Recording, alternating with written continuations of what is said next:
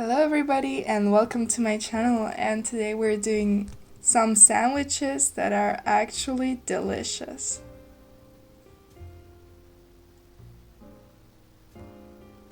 Follow my channel to see more of my videos. First of all, you'll need to toast your bread.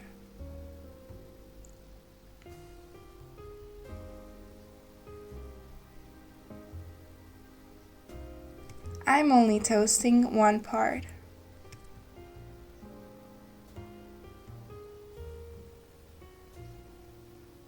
Then let's cut some green onions. You will have to cut or grate 2 hard-boiled eggs.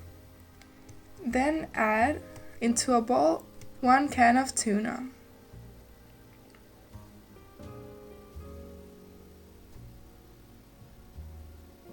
Then you can mix the prepared ingredients. Add 2 tablespoons of mayonnaise and mix it. And it's all done. Let's plate it. On the toasted bread, you have to spread the filling.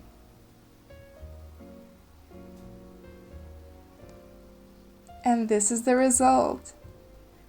It is super delicious and really easy to make.